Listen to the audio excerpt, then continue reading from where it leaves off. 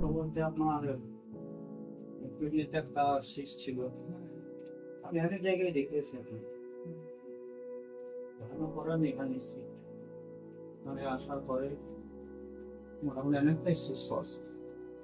হাতে একটা ছিল, হাতের এখানে ডাক্তার বলেছিল অপারেশন করার জন্য।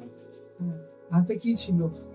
হাতে আপনার এখানে জয়েন্টটা জয়েন্টটা সরে গেল, জয়েন্টটা এখানে গ্যাপটা ছিল।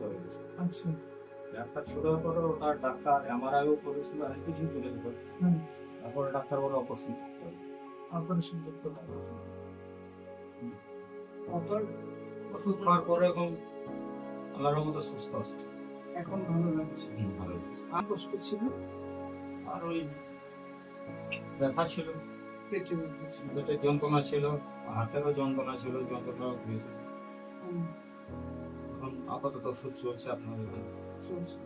আপনি এখন কন্টিনিউ করুন, বাকি যে অসুবিধাটা আপনার হচ্ছে ইনশাআল্লাহ এগুলো সব সুস্থ।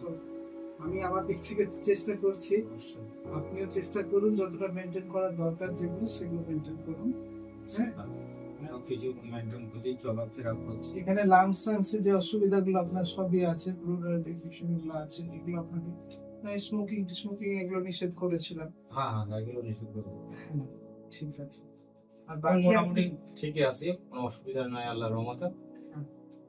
ইনশাআল্লাহ এখন সুস্থই আছে। তাহলে আপনার বাকি ওষুধটা চলছে আমার। অপারেশনটা এখন ওষুধের দ্বারাই যদি ঠিক হয়ে যায় তাহলে অপারেশন করার আমার কোনো প্রশ্নই আসবে না। এটা আমার বেশি ইম্পর্টেন্ট আপনার কাছে জানেন যে অপারেশনটা না করেও আপনি যদি সুস্থ হয়ে যাচ্ছেন ওষুধে, তাহলে আমি বলবো ওষুধটা কন্টিনিউ করাটাই ভালো। ওষুধটা কন্টিনিউ চালিয়ে। ঠিক আছে, ঠিক আছে। আপনি এখানে যে রিপোর্টগুলো দেখলাম, এগুলো আপনার পরবর্তীতে রিপোর্টগুলো করে আশা করছি এগুলোতে এই অ্যাবনর্মালিটিগুলো থাকবে না, যেগুলো পরে আবার ইউএসজি আর এক্সরে যেগুলো করা হয়েছে তিনটে আপনার সবগুলো মিলে আবার আরেকবার করে নিতে হবে। ঠিক আছে? ঠিক আছে।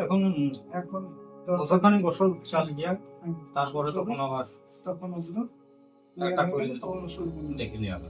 ঠিক আছে, ঠিক আছে।